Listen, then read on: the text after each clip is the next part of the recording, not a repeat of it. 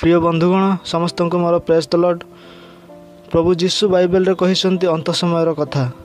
तो आमे आज यही अंतर किछि चिन्ह आमको प्रभु जीशु कहिसंती से चिन्ह गुडी को मु आपनको कहिबी आज।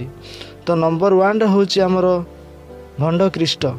एक नंबर लिखा होछि भंड ख्रीष्ट। हमर माथ्यू पुस्तक 24 जदि आमे पढ़िबा एहा लिखा अछि भंड ख्रीष्ट माने ओ भंड भविष्यत वक्ता माने बाहरिबे। से माने बहुत बड़ बड़ आश्चर्यजनक काम करिवे और चमत्कार प्रदर्शन करिवे। जदि संभव हुए तेबे परमेश्वर द्वारा मनोनीत लोक माननकु मध्य से माने बुका बनैबाकू चेष्टा करिवे। तो मोर बंधुगण एठू आमे जना पड़ुची जे जेतल अंत समय आसुची से आसीबो सही समय रे भंड ख्रीष्ट माने आसीबे। विभिन्न प्रकार भंड ख्रीष्ट आसीबे और विभिन्न प्रकार माने भविष्यत वक्ता आसीबे बाहरिबे। से माने कोन करिवे ना विभिन्न बड़ बड़ आश्चर्य कर्म करिवे आ निजको कोन कहिबे आमे होछु ख्रीष्ट। यहा कहि कि भंड ख्रीष्ट कहि कि से कोन करिवे हमकु कोन बुका बनैबे। यहा लिखा होछि हमकु बुका बनैबे। 24:4-5 रे यहा लिखा होछि जीशु उत्तर देले सावधान हुओ तुम मानकर जेपरि केही पथ भ्रष्ट न हुए। मु तुम मानकु ए कथा एथिपई कहूछि जे अनेक लोक मो नाम रे आसीबे ओ कहिबे मु निजे ख्रीष्ट ओ से माने अनेक लोकंकु पथभ्रष्ट करिवे। माने यहा बुझिलो कि जीशु ख्रीष्ट हमकु सावधान दउछंती जेमिति तमर पथ जेमिति भ्रष्ट न हुए। सेथिपई प्रभु जीशु आमको चेतावनी देइछंती जे लोक माने ख्रीष्टंक दर्शन विषय रे विश्वास करबा उचित नुहे। तांकर आगमन समग्र विश्व जानिछि। से आहुरी मध्य चेतावनी आमको देइछंती लोक माने ख्रीष्टंक विषय रे सुनिबा किबा खोजिया पई चेष्टा करिवे किंतु तमे खोजिया उचित नुहे कारण से माने करूथिबा चमत्कार आलोक मानक प्रतारणा करि पारे समग्र विश्व रे। जेमिति सही समय रे बहुत मिथ्या ख्रीष्ट बाहरिबे। मिथ्या ख्रीष्ट पर उदाहरण स्वरूप जेमिति हमर आगुरु थिला जिम जॉन्स एवं सन माइंग चंद्र एवं डेविड कोरेस। से माने कोन करथिले ना निजको ख्रीष्ट बोली भाबुथिले। शेषरे कोन हैला किंतु जीशु ख्रीष्ट सह समानता दाबी करथिबा व्यक्ति माने कोन हैले क्रूसेड समय रे से माने कोन करले ना वृद्धि पाइले। आ सेकेंड चिन्हटी होछि war and rumours of war. ता माने होछि युद्ध एवं युद्धर गुजब। आमे माने जदि देखिबा माथ्यू पुस्तक 24:6 रे यह लिखा होछि तुम्हे माने युद्ध विषय रे ओ युद्धर गुजब विषय रे सुनिबो किंतु देख भय करिवो नाही अंतकाल आसीबा पूर्वरु ए सब घटना निश्चय घटिबो। यार अर्थ होछि जेतेबेले युद्ध और युद्धर गुजब जगतर वास्तवता से माने केबे दिनर शेष सूचित करती नहीं। बाइबल युद्ध और युद्धर गुजब विषय रे जानिया पई एठारे अन्य किछि जिनिस नाही। माने एठी युद्ध गुड़िकर संकेत ही नहीं। युद्ध सब बेले दुनियार एक अंश होई सारिछि एवं शेष पर्यंत रहिबो। युद्ध मंजूर होईछि बोली प्रभु जीशु मत देउ नाहंती।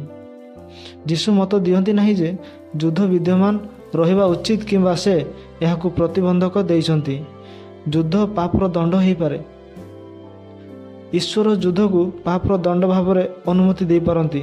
जेपरि 70 ख्रीष्ट पूर्व रे जेरूसलाम रे रोम विनाश होइतिला सेही परी अनुताप युद्ध रे विनाशकारी शक्ति रही पारे। तेणुकरी परमेश्वर कथा देइतबा कथा केबे टळिबो नाही। तेणुकरी तमे प्रभु को विश्वास कर। विश्वासर सहित केबे पथभ्रष्ट न कर। ताको सहित जोड़ी की रुह। प्रत्येक मोमेंट प्रत्येक तमे ताको सहित रुह। ताको वाक्य सुनो। ताको सहित प्रार्थना कर। ताको सहित कनेक्शन करिया पई चेष्टा करियो। आ 3 रे होजी इंटरनल एंड एक्सटर्नल कॉन्फ्लिक्ट। माने अंतर एवं बाहर द्वंद्व बा चिंता। आमे जदि देखिबा माथ्यू 24:7 रे यह लिखा होछि गोटे जाति अन्य जाति विरुद्ध रे गोटे राज्य अन्य राज्य विरुद्ध रे ठिया हबो। विभिन्न स्थान दुर्भिक्ष पड़िबो और भूमिकंप हबो। एथिरे प्रभु जीशु कहंती शेष समय बेलकु मनीष को उच्च नीच भाव रे देखिबो ଏବଂ ରାଜ୍ୟ ଅନ୍ୟ ରାଜ୍ୟ ସହିତ ଯୁଦ୍ଧ କରିବାକୁ ଆଗକୁ ଆସିବ, ସେତେବେଳେ ଆମ ମନରେ ଗୋଟିଏ ଦ୍ୱନ୍ଦ୍ୱ କିମ୍ବା ଚିନ୍ତା ଆସିବ। ଏହି ବାକ୍ୟର ଅର୍ଥ ହେଉଛି ଗୋଟିଏ ଜାତି ଯେତେବେଳେ ଅନ୍ତ ସମୟ ଯେତେବେଳେ ପହଞ୍ଚି ଆସିବ, ସେହି ସମୟରେ ଜାତି ଜାତି ମଧ୍ୟରେ ଯୁଦ୍ଧ ହେବ। ମାନେ ଜାତି ଜାତି ତା ବିରୁଦ୍ଧରେ ସେ ରହିବ, ଗୋଟେ ରାଜ୍ୟ ଅନ୍ୟ ରାଜ୍ୟ ବିରୁଦ୍ଧରେ ସେ ଯୁଦ୍ଧ ହେବ। ଆଉ ସେତେବେଳକୁ ପ୍ରତ୍ୟେକ ଲୋକମାନଙ୍କ ତାଙ୍କ ମନରେ ଗୋଟେ ଚିନ୍ତା ପଶିଯିବ, ଗୋଟେ ଦ୍ୱନ୍ଦ୍ୱ ଆସିଯିବ। ଏହା କହିଛନ୍ତି, କିନ୍ତୁ ପ୍ରଭୁ ଯୀଶୁ ଆମମାନଙ୍କୁ ଏହା କହୁଛନ୍ତି, ତୁମକୁ ଚିନ୍ତା କରିବାକୁ ପଡ଼ିବ ନାହିଁ, ଆଉ ଆମେ ସେତେବେଳେ ଭୟ କରିବା ନାହିଁ, କାରଣ ପ୍ରଭୁ ଯୀଶୁ ଆମ ସହିତ ଅଛନ୍ତି। ପ୍ରଭୁ କହିଛନ୍ତି, ତୁମେ ନମ୍ର ହୁଅ, ଛୋଟ ପିଲାଙ୍କ ଭଳି। ଆମେ ଯେତେବେଳେ ଦେଖିବା ମାଥିଉର 18:2-5 ଯଦି ପଢ଼ିବା, ଏହା ଲେଖା ହେଉଛି, ଯୀଶୁ ଗୋଟିଏ ଛୋଟ ପିଲାଙ୍କୁ ପାଖକୁ ଡାକିଲେ, ସେ ପିଲାଙ୍କୁ ଶିଷ୍ୟମାନଙ୍କ ଆଗରେ ଠିଆ କରାଇଲେ। ତାପରେ ଯୀଶୁ କହିଲେ, ମୁଁ ତୁମକୁ ସତ୍ୟ କହୁଛି, ତୁମେ ନିଜକୁ ପରିବର୍ତ୍ତନ କର, ହୃଦୟ ଭିତରେ ଗୋଟିଏ ଛୋଟ ପିଲା ଭଳି ହୋଇଯାଅ। ଏ କଥା ନ କଲେ ତୁମେ ସ୍ୱର୍ଗରାଜ୍ୟ କଦାପି ପ୍ରବେଶ କରିପାରିବ ନାହିଁ। ଯେଉଁ ଲୋକ ନିଜକୁ ଗୋଟିଏ ଛୋଟ ପିଲା ଭଳି ନମ୍ର କରିଥାଏ, ସେହି ଲୋକ ସ୍ୱର୍ଗରାଜ୍ୟର ସବୁଠାରୁ ଶ୍ରେଷ୍ଠ। ଆମେ ଯଦି ଦେଖିବା ମାଥିଉ 24:9, ଏହା ଲେଖା ଅଛି, ସେତେବେଳେ ଲୋକେ ତୁମ ପ୍ରତି ଖରାପ ବ୍ୟବହାର କରିବେ, ସେମାନେ ତୁମମାନଙ୍କୁ ଦଣ୍ଡ ଦେବା ପାଇଁ ଧରାଇବେ, ସେମାନେ ତୁମମାନଙ୍କୁ ମାରିଦେବେ। ତୁମେମାନେ ମୋର ଶିଷ୍ୟ ହୋଇଥିବାରୁ ସମସ୍ତ ଦେଶରେ ଲୋକମାନେ ତୁମମାନଙ୍କୁ ଘୃଣା କରିବେ।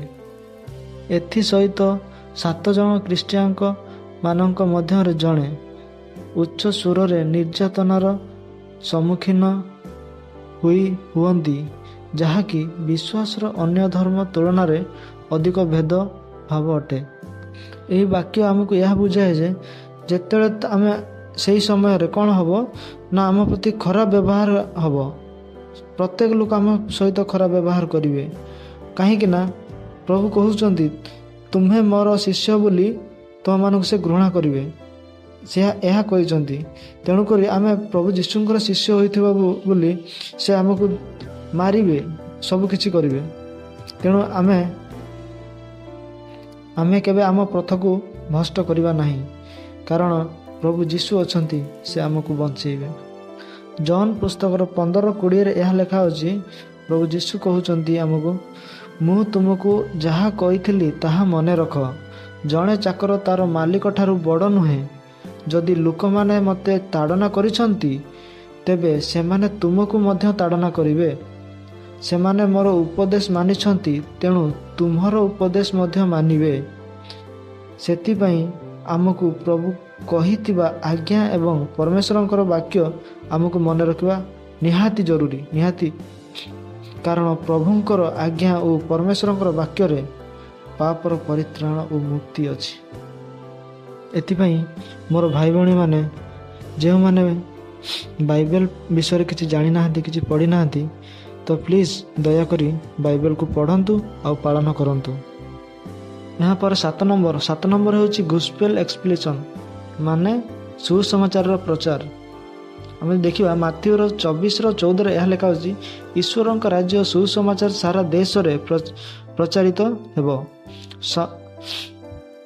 ସମଗ୍ର ଦେଶରେ ତାହା ଲୋକମାନେ ଶୁଣିବେ, ତାହାପରେ ଅନ୍ତକାଳ ଆସିବ। ଯେତେବେଳେ ଅନ୍ତକାଳ ଆସିବ, ସେହି ସମୟରେ କ'ଣ ହେବ ନା, ପ୍ରତ୍ୟେକ ଦେଶରେ ପ୍ରତ୍ୟେକ ଲୋକ ପ୍ରଭୁ ଯୀଶୁଙ୍କ ବିଷୟରେ କ'ଣ ହେବ ଜାଣିବେ। ଯେତେବେଳେ ସମସ୍ତେ ଜାଣିବେ, ସେହି ସମୟରେ ଅନ୍ତକାଳ ଘଟିବ। ସେ ଆଗରୁ ଜାଣିଛନ୍ତି, କିନ୍ତୁ ବିଶ୍ୱାସ କରୁନଥିଲେ। ଯେତେବେଳେ ଏମିତି ସମୟ ଆସିବ, ଅନ୍ତକାଳ ସମୟରେ ଯେମିତି ଭୂମିକମ୍ପ ବିଭିନ୍ନ ପ୍ରକାର ଯେତେବେଳେ ଆସିବ, ସେହି ସମୟରେ ସେ କ'ଣ ପ୍ରଭୁ ଯୀଶୁଙ୍କୁ ସେମାନେ କ'ଣ କରିବେ? ପ୍ରଭୁ ଯୀଶୁ ଆମକୁ ବଞ୍ଚାଅ ବୋଲି ସେ ଚିଲେଇବେ। ସେ ସମୟରେ କ'ଣ ହେବ? ଆଉ କିଛି ନଥିବ ଅନ୍ତ ସମୟରେ। ତେଣୁକରି ଯେଉଁ ମୋର ଭାଇ ଭଉଣୀମାନେ ଜାଣିଛନ୍ତି, ସେହି ବିଷୟରେ ଟିକେ ଶୁଣିଛନ୍ତି, ଆଉ ଟିକେ ଜାଣିବାକୁ ଚେଷ୍ଟା କରନ୍ତୁ ପ୍ରଭୁ ଯୀଶୁ ସତ୍ୟତା ଅଟନ୍ତି ବୋଲି। ତାପରେ ଆମେ ଲାଷ୍ଟ 8 ନମ୍ବର ଚିହ୍ନକୁ ଯଦି ଦେଖିବା, 8 ନମ୍ବର ଚିହ୍ନରେ କ'ଣ ଲେଖା ଅଛି? ଦ ଟ୍ରମ୍ପେଟ୍ କଲ୍। ରେଭଲ୍ୟୁସନରେ ଯେଉଁ ଲେଖା ଅଛି, ତ ଟ୍ରମ୍ପେଟ୍ କଲ୍ ଦେଖିବା। ସେଇ ଯଦି ଆମେ ରେଭଲ୍ୟୁସନ୍ ଅର୍ଥାତ୍ ଯେଉଁ ଆମର ଲେଖା ହେଇଛି ଦ ଟ୍ରମ୍ପେଟ୍ କଲ୍, ମାନେ ହେଉଛି ତୁରୀ ଧ୍ୱନିର ଶବ୍ଦ। ଯେତେବେଳେ ଲାଷ୍ଟ ମୋମେଣ୍ଟ ଯେତେବେଳେ ପ୍ରଭୁ ଯୀଶୁ ଆମ ପାଖକୁ ଆସିବେ ସେହି ସମୟରେ କ'ଣ ହେବ, ତୁରୀ ଧ୍ୱନିର ଶବ୍ଦ କେମିତି ଶୁଭାଯିବ। ରେଭୁଲେସନ୍ ଆମେ ଦେଖିବା ଯଦି ପ୍ରକାଶିତ ବାକ୍ୟର 4 ପର୍ବର 1-2 ପଦରେ ଯଦି ଆମେ ଦେଖିବା, ଏହା ଲେଖା ହେଉଛି ନା ଯୋହନ ଲେଖିଛନ୍ତି କ'ଣ ନା, ଏହାପରେ ମୁଁ ଦେଖିଲି ମୋ ସମ୍ମୁଖରେ ସ୍ୱର୍ଗର ଗୋଟିଏ ଦ୍ୱାର ଖୋଲା ହୋଇଅଛି। ମୁଁ ଯେଉଁ ସ୍ୱର ପୂର୍ବରୁ ଶୁଣିଥିଲି ସେହି ସ୍ୱର ପୁଣି ଶୁଣିଲି। ଏହାଦ୍ୱାରା ଏହି ସୁର ତୁରୀ ନାଦରେ ଶବ୍ଦ ପରି ମନେ ହେଲା। ସେହି ସ୍ୱର କହିଲା, ଏଠାରୁ ଉପରକୁ ଉଠି ଆସ ଏବଂ ଭବିଷ୍ୟତରେ ଯାହା ଘଟିବ ତାହା ମୁଁ ତୁମକୁ ଦେଖାଇବି। ତତ୍କ୍ଷଣାତ୍ ଆତ୍ମା ମୋତେ ତାହାଙ୍କ ଅଧୀନକୁ ନେଇଗଲେ। ସ୍ୱର୍ଗରେ ମୋ ସମ୍ମୁଖରେ ଗୋଟିଏ ସିଂହାସନ ଥିଲା, ସେହି ସିଂହାସନରେ ଜଣେ ବସିଥିଲେ। ଏହି ବାକ୍ୟର ଅର୍ଥ ହେଉଛି, ଯୋହନ ଯେତେବେଳେ ଗଲେ, ହଠାତ୍ ସେଇ ଯୋହନ ଯେତେବେଳେ ଥିଲେ ସେହି ସମୟରେ ଯୋହନଙ୍କୁ ଜଣେ ତୋରି ଧ୍ୱନି ଶୁଭିଲା। ଯେଉଁ ଧ୍ୱନି, ସେଇ ଧ୍ୱନି ଗୋଟେ ଶବ୍ଦ ଆସିଲା କି କ'ଣ କହିଲା ନା, ତମେ ଏହି ସ୍ଥାନରୁ ଉପରକୁ ଯାଅ। ମାନେ ସେ ସ୍ୱର୍ଗ ରାଜ୍ୟ ସେ ଦେଖିଛନ୍ତି, ସେଇ ରାଜ୍ୟକୁ ସେ ସେଇ କଥା କହୁଛନ୍ତି, ଉଠି ଆସ, ଭବିଷ୍ୟତରେ ଯାହା ଘଟିବ ସେ କହୁଛି ତମେ ଆସ ଉପରକୁ, ଆଉ ତାପରେ ଯାହା ତମେ ଦେଖିବ। ତତ୍କ୍ଷଣାତ୍ ଆତ୍ମା ମୋ ତାହାଙ୍କଠାରେ ଅଧୀନରେ ନେଇଗଲେ। ତାପରେ ସେ ଉପରକୁ ନେଇଗଲେ, ଉପରୁ ନେଇକି ସବୁ ତାଙ୍କୁ ଦେଖେଇଲେ କି ଏଇଭଳିଆ ଘଟଣା ଘଟିବ। ତାପରେ ଅନ୍ତ ସମୟରେ ଯେତେବେଳେ ଆମେ ଉପରକୁ ଯିବା, ଉପରେ ଯଦି ଦେଖିବା, ସେହିଭଳି ଯେ କହିଥିଲେ କି ସିଂହାସନରେ ଜଣେ ବସିଥିଲେ। ଆଉ ସେ ସିଂହାସନରେ ଯିଏ ବସିଛନ୍ତି ସେ ଆଉ କେହି ନୁହଁ, ଆମ ପ୍ରଭୁ, ପ୍ରିୟ ପ୍ରଭୁ ଆଉ ପିତା ପରମେଶ୍ୱର ଅଟନ୍ତି। ସେଇ ସିଂହାସନ ତାଙ୍କର ଅଧିକାର, ତାଙ୍କ ଅଧୀନରେ ଅଛି। ଆମେ ତାଙ୍କ ପାଖକୁ ଯିବା। ଆଉ ଏଇଟା ଏଇ ଲାଷ୍ଟ ଏଇ ବାକ୍ୟଟା ତୁମକୁ କହୁଛି, ଏ ଲାଷ୍ଟ ବାକ୍ୟ କହିକି ମୁଁ ଏଇ ଟପିକ୍ଟା ଏଣ୍ଡ କରିବି। ତ ଲାଷ୍ଟ ହେଉଛି, ଆମେ ଯଦି ଦେଖିବା ଥେସଲୋନିର ଆମ 4:16-18 ଯଦି ପଢ଼ିବା, ଏହା ଲେଖା ହେଉଛି, ବାକ୍ୟରେ ଏହାପରି ଲେଖା ହେଉଛି, ସ୍ୱର୍ଗରୁ ପ୍ରଭୁ ନିଜେ ଓହ୍ଲାଇ ଆସିବେ, ସେତେବେଳେ ଉଚ୍ଚ ସ୍ୱରରେ ଏକ ଆଦେଶ ହେବ।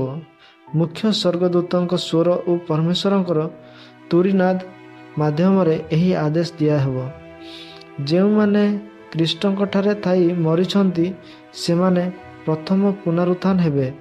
ତାପରେ ସେ ସମୟରେ ଆମ୍ଭେ ଜୀବିତ ଥିବା ଲୋକେ ମୃତ୍ୟୁମାନଙ୍କ ସହିତ ଏକାଠି ରୁଣ୍ଡ ହେବେ। ଆମକୁ ମେଘାମାଳା ଭିତରୁ ନିଆଯିବ ଓ ସେଠାରେ ବାୟୁମଣ୍ଡଳରେ ଆମେ ପ୍ରଭୁଙ୍କ ସାକ୍ଷାତ କରିବୁ ଏବଂ ଆମେ ପ୍ରଭୁଙ୍କ ସହିତ ସବୁଦିନ ପାଇଁ ରହିବୁ। ଅତଏବ ଏସବୁ କଥା କହି ପରସ୍ପରକୁ ସାନ୍ତ୍ୱନା ଦିଅ। ତ ପ୍ରଭୁ କହିଛନ୍ତି ଏ ବାକ୍ୟରେ ବହୁତ ଇମ୍ପୋର୍ଟାଣ୍ଟ ଟପିକ୍ କହିଛନ୍ତି। ଶେଷ ସମୟ ବେଳକୁ ସେ ସ୍ୱର୍ଗରୁ ଓହ୍ଲାଇ ଆସିବେ ପ୍ରଭୁ ଯୀଶୁ। ଆଉ ସ୍ୱର୍ଗରୁ ଓହ୍ଲାଇ ଆସିକି ସେ ଆମକୁ କ'ଣ ତୋରି ଧ୍ୱନିର ସହିତ ଆମକୁ କହିବେ ଆଉ ଆମକୁ ଆଦେଶ ଦେବେ।